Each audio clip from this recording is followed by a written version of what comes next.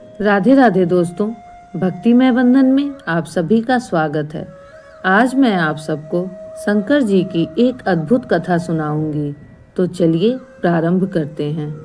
पौराणिक ग्रंथों में भगवान शंकर को भोलेनाथ, महादेव और आशुतोष कहा गया है। वे देवों के देव हैं और थोड़े से प्रयास से ही भक्तों से प्रसन्न हो जाते हैं। उनकी कहानियों में गहरा रहस्य और भक्ति का संदेश छिपा है। यहाँ मैं आपके सामने एक कथा प्रस्तुत करूंगी जो शंकर जी की करुणा और सरलता को दर्शाती है। बहुत समय पहले हिमालय की एक गुफा में एक महात्मा तपस्या कर रहे थे। वे दिन रात केवल ओम नमः शिवाय का जप करते रहते, लेकिन उनके मन में इच्छा बार बार उठती कि उन्हें भगवान शंकर के प्रत्यक्ष दर्शन कब होंगे। कई वर्षों की साधना के बाद भी जब दर्शन नहीं हुए तो उनके मन में निराशा घर करने लगी। एक दिन साधु जंगल में लकड़ी बटोरने गए। अचानक वहां एक शिकारी आया जो बहुत प्यासा और भूखा था। शिकारी ने साधु से पानी मांगा, लेकिन साधु के पास केवल थोड़ा सा जल था जिसे वे अपनी पूजा के लिए सुरक्षित रखे थे। पहले तो साधु ने सोचा कि यह जल मेरे पूजा के काम आएगा, लेकिन फिर उनके हृदय में दया उमड़ी। उन्होंने वो जल शिकारी को दे दिया। शिकारी ने कृतज्ञ होकर साधु को प्रणाम किया और आगे बढ़ गया।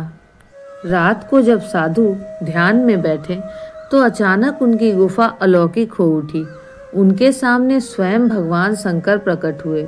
साधु उनके दिव्य रूप को देखकर रो पड़े और बोले, भगवान, मैं इतने वर्षों से आपकी तपस्या कर रहा हूँ, पर आज अचानक आपके दर्शन। भोलेनाथ मुस्कुरा कर बोले, वत्स, आज तुमने असली पूजा की है। तुमने अपने स्वार्थ को त्याग कर एक प्यासे को जल दिया। यही सच्ची भक्ति है।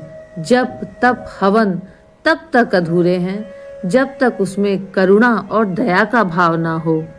साधु ने हाथ जोड़कर कहा, प्रभु, तो क्या केवल दया करुणा से ही आपकी कृपा प्राप्त की जा सकती है?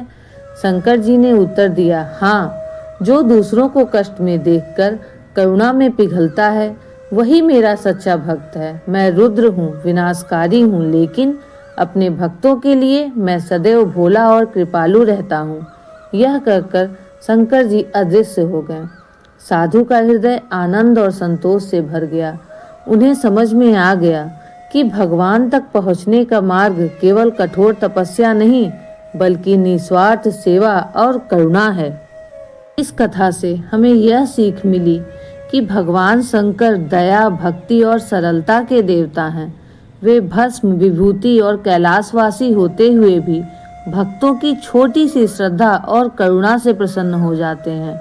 सच्ची पूजा वही है जिसमें करुणा, दया और सेवा का भाव हो। केवल मंत्र जप या कठोर तपस्या से नहीं, बल्कि मानवता की सेवा से भगवान शंकर प्रसन्न होते हैं। ओम नमः शिवाय।